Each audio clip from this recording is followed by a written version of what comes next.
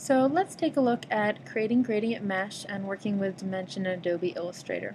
I've got several pair resources which are really great for color as well as for using for tracing and capturing the form. And then of course I've got a really simple pear shape that I've drawn with a solid fill, and now I'm ready to start adding the mesh.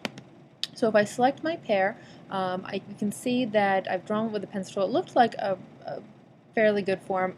Better choice would have been the pen tool, but at this point I can use the smooth tool, which is underneath the pencil tool, and click and drag just to get rid of some of those extra points. Or I can go to Object, Path, Simplify, and you can see based on the curve precision, lower curve precision is going to be a more simplified path. Higher curve precision is going to be closer to my original. I've got preview turned on. That's going to get rid of some of those extra points, which is going to give us a lot more manageable mesh, a lot more realistic mesh. So I'm going to make sure I do all of that before I add the mesh. The other thing I'm going to do is start with a base color. Now I've chosen a color that looks like a pear color, but realistically I'm going to grab a color from one of my pairs here, and you can see sometimes it's a little bit hit or miss because I'm pulling highlights or shadows, but I'm going to start with this kind of base color here and then work from that. Now I'm going to go to Object, Create Gradient Mesh, and you can see there's my mesh structure. I've got preview turned on so I can see how that will be applied. If I do to center, it's going to give me a highlight that's kind of a default to the center. I've got mine set to 50. You can see what 100% looks like. You can see it's just way too bright. So I'm going to do instead flat, okay, because that's going to give me control. And then another alternative would be to edge. And again, I can adjust that. This is particularly helpful if you have some small parts of a mesh or of some other kind of shape that you're adding dimension to. Sometimes the appearance that just center into edge can be helpful just as a basic mesh, but again we're going to do flat so that we have complete control.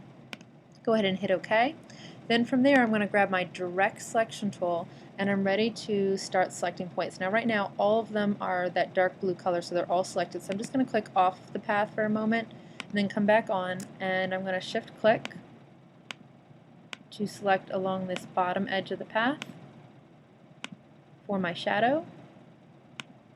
And then I can either use my eyedropper to pull kind of a shadow color from one of the other pairs, or I can come into my color guide and choose a darker color based on something that's over here. I can also go to this drop down and choose different color schemes in that color format as well. Then I'm going to grab the other side. So based on where the shadow or highlight that I'm observing is, my highlight is going to be on the opposite side of my shadow. So I'm going to select this broad area here, and then I'll try from my colors. Got kind of a warm color there. Maybe pull over here, see what I pick up to get a little bit more dimension to my pear. Now if I'm going to add some mesh to my leaf, and I do Object, Create Gradient Mesh, you'll see that that 4x4 mesh, it will still work for this form, but you can see that it's a lot tighter mesh because the object is smaller. So I might drop that down to 3 and then hit OK. And then same thing, I'm going to direct select those points, hold down Shift, and because my highlight is on the left side of the pear, same thing, that is going to be on the left side. And I'll try with my eyedropper, pick up a little bit of a highlight color. Now I'm not liking that highlight color, so I'm going to come over to the color guide and experiment there to choose a color that I like. And then same thing, I'll pull a shadow on the opposite side to create that dimension. Now what you want to avoid doing is doing a black for your shadow. I think that's even better from the photograph. A black for my shadow, white for my highlight, because that's not going to be very realistic. The last thing I'm going to show you is how to adjust the mesh, but also how to get rid of extra mesh points. So for instance, if I were to do Object, Create Gradient Mesh on my stem, you can see there that 3x3, it's a pretty tight mesh. If I had it set to say 5x5, okay, that's going to give me a lot of detail possibilities, but it's a lot more challenging to work with. And what you'll notice is that when I add that shadow,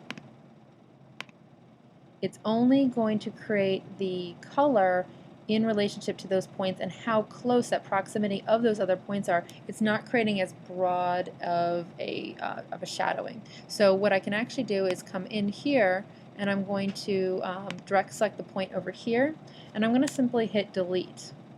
And what that's going to do is it got rid of some of my extra mesh points. So same thing, I'm going to select one more point here and hit delete.